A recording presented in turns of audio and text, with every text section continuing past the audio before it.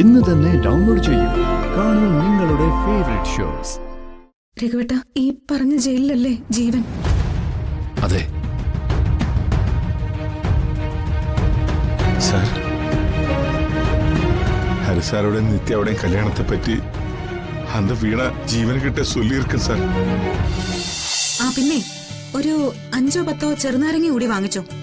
അമ്മ, ചെറുനാരങ്ങ ഞാൻ വാങ്ങിച്ചേ. രഘുവേട്ട, എന്നാ പിന്നെ ചെറുനാരങ്ങ വേണ്ട, അതിവിടെ ഉണ്ട്. രഘുവേട്ടൻ പെട്ടെന്ന് ഇങ്ങോട്ട് വന്നാ മതി. ശരി ശരി.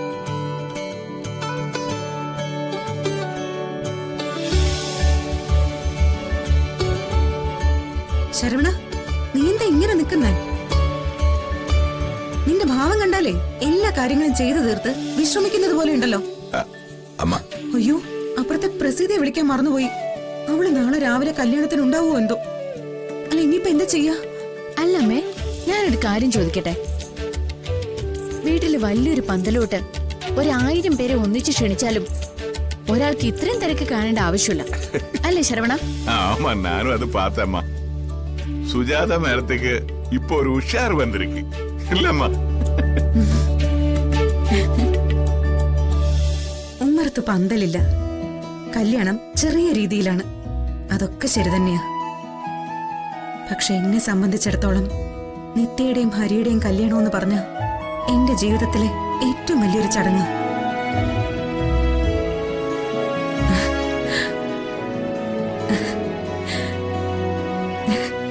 മോളെ, ഇത് വെറും ഒരു കല്യാണമല്ല, അമ്മ ചെയ്യുന്ന ഒരു പ്രായശ്ചിത്തമാ.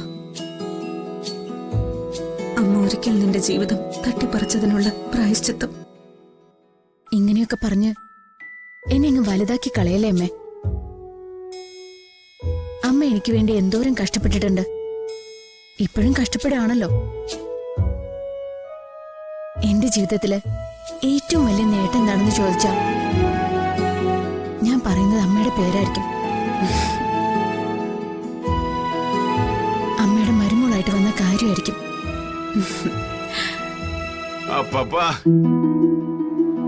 எங்க பார்த்தாலும் அம்மாயம்மா மருமகளை கொலை பண்ண மாதிரி வெறியில இருக்கு. அவரெல்லாம் இங்க வந்து உங்களை பார்க்கணும். அப்ப தெரியும் அம்மாயம்மா மருமகள் எவ்வளவு சீட்டான ரிலேஷன்.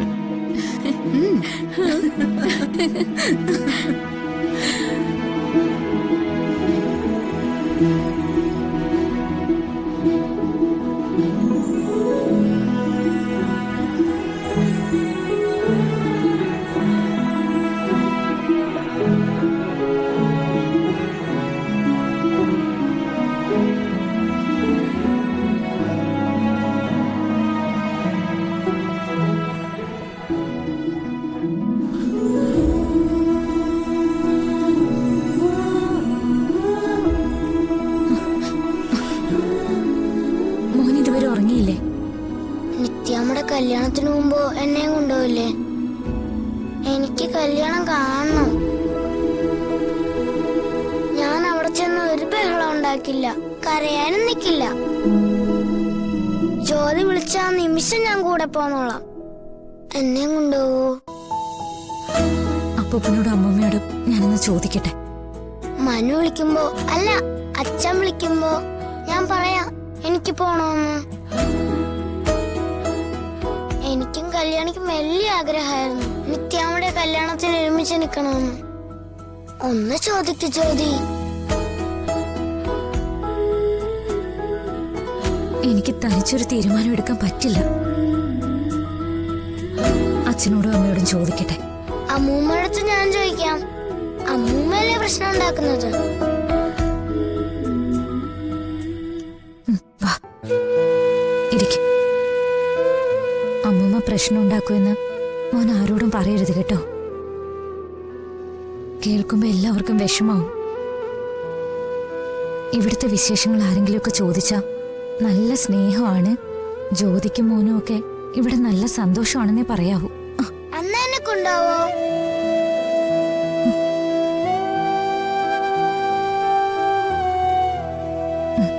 കൊണ്ടുപോവാ. നാളെ നമുക്ക് ഒരുമിച്ച് പോവാം. താങ്ക് യു ജ്യോതി. ജ്യോതിയോട് എനിക്ക് ദേഷ്യമൊന്നുമില്ല കേട്ടോ. അമ്മയ്ക്കറിയാം മോൻ ഒരുപാട് സങ്കടങ്ങൾ ഒളിപ്പിച്ചു വെക്കുന്നുണ്ടെന്ന്. മനു വരട്ടെ, മോന്റെ എല്ലാ സങ്കടങ്ങളും മനു മാറ്റിത്തരും. നാളെ നമുക്ക് നേരത്തെ പോവാം. താങ്ക്സ് ജ്യോതി.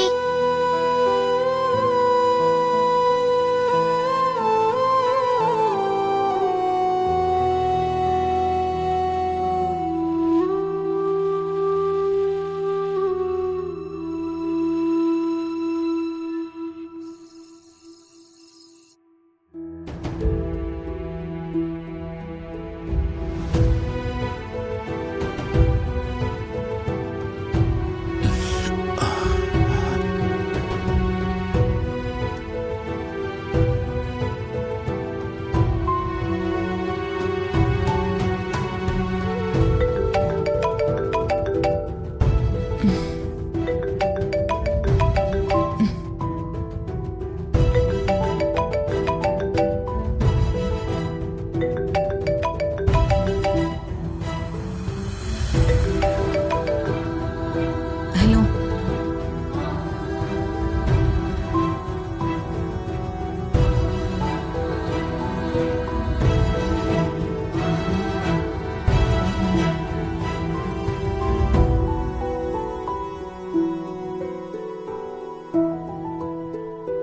ആ ശരി, ഞാൻ നോക്കാം.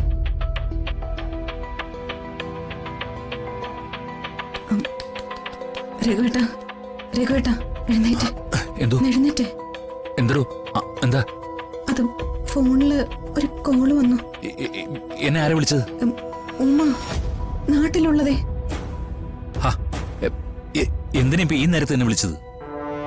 അവൾ എന്തോ ഒരു മെസ്സേജ് അയച്ചിട്ടുണ്ട്, ഒന്ന് നോക്കാൻ പറഞ്ഞു. എന്നാ നോക്ക്. ഇവിടെ ഒട്ടും റേഞ്ച് ഇല്ല, നമുക്ക് പുറത്തു പോയി നോക്കാം. വാ.